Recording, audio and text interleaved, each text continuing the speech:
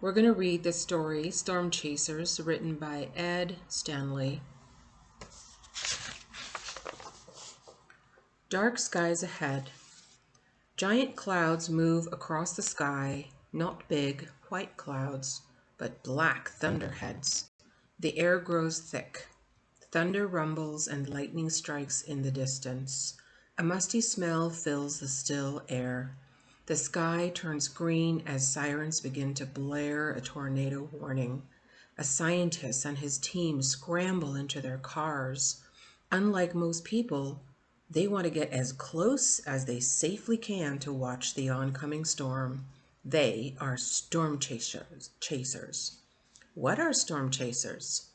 Storm chasers are people who want to know more about severe storms. They spend days tracking storm systems. They try to predict where and when storms might form. They may travel alone or in teams. Some storm chasers are photographers, others are researchers, and a few are pilots. Each group has its own reason for chasing storms. Taking pictures of storms. Warren Fadley is a photographer of severe weather. He has taken pictures of some of the worst storms. He began taking pictures of the skies while working for a newspaper. He started selling photos of lightning, then hurricanes and tornadoes. Fadley learned about all types of storms. This way, he could safely be in the right place at the right time for the best storm pictures. Fadley spends lots of time on the road chasing storms. He drives a special SUV he calls Archangel. It is packed with special gear and flashing lights. He also has video cameras and cell phones. Fadley likes to photograph lightning at sunset. The clouds are filled with color at that time. He says that the sky is nature's canvas. He likes to capture nature's artwork with his camera. Taking pictures of lightning is dangerous. Lightning kills more than 100 people each year in North America. It can strike several kilometers in front of a storm. Lightning seeks out an easy route to the ground. It often strikes things made of metal. Since cameras are made of metal, Fadley needs to be very careful. Like many storm chasers, he doesn't always find a storm when he goes out. He keeps searching because the next storm he finds may be the best one ever. So here's a picture. It says lightning can strike several kilometers in front of a storm.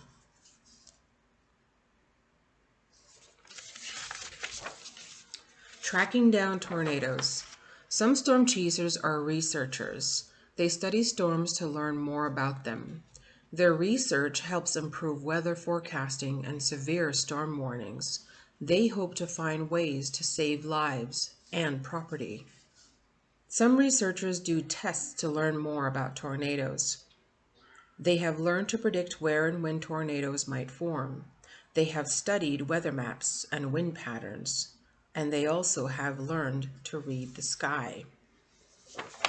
There's a picture there. It says researchers follow storms to learn more about them. Tornadoes are hard to find. Only about 1 in 10 chases results in spotting one. One chase can cover a great distance. Researchers use weather tools and maps to find storms. Sensors on top of their cars record lightning strikes far away. Storm chasers use computers to check reports from weather centers across North America. They use maps to find the best route. They must be able to change routes as quickly as the storm they are chasing. Today, there are better warning systems due to the work of these storm chasers. So here is a map that shows tornado zones in North America. And the map key shows what the different colors represent.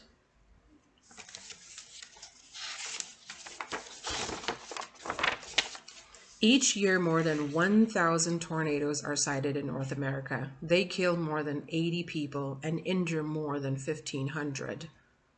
or 1,500. They also cause much damage. Most of them form in the Midwest region. Tornadoes are caused by the clash of a cool, dry air mass with one that is hot and moist. When the two meet, the cooler air swoops down as the warmer air rises. This motion can create a spiraling wind or vortex. It is like water swirling down the drain in a sink. As the vortex spins, it can form a funnel which winds up to 480 kilometers per hour. There's a picture here that shows how a tornado forms. So cooler air, warmer air, creating that vortex. Okay. Hunting hurricanes. Hurricane hunters have a special mission. They watch for and report on severe weather from the air. They fly during the hurricane season from June to November 30. They also track winter storms from both coasts. These storms can be just as severe as some hurricanes. There's two pictures there.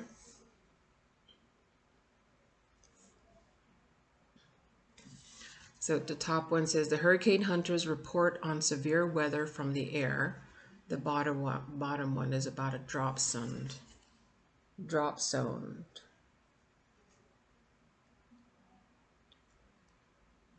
That's a very interesting word right there. Drop zone. These pilots fly as low as possible. They observe the weather at the bottom of the storm. They also fly right into the dark storm clouds around the eye or center of the hurricane. That's where they drop a tool called a drop zone. It goes through the eye. Then it sends data back to the airplane. This data helps hurricane forecasters track the movement and power of the storm. Hurricanes are severe tropical storms. They can be more than 320 kilometers wide. Winds in a hurricane can reach speeds of more than 240 kilometers per hour.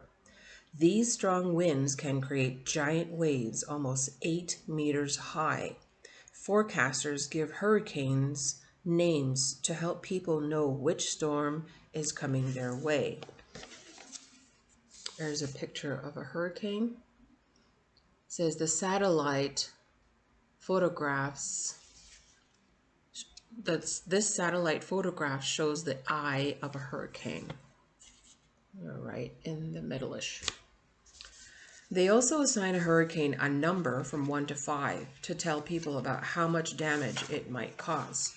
Thanks to the work of the hurricane hunters, people are better prepared for a coming storm. As a result, less property and fewer lives are lost. Spotting storms. Storm spotters are often volunteers. They spend hours watching the skies for signs of a storm. They know what to look for and how to relay what they see. Most of them work as part of a network. When they sight signs of a severe storm, they report it to their local weather center. This information is then sent to towns and cities to warn them of the coming storm. Here it says, storm chaser Dan Wexler spends hours watching the skies over Canada for signs of a storm.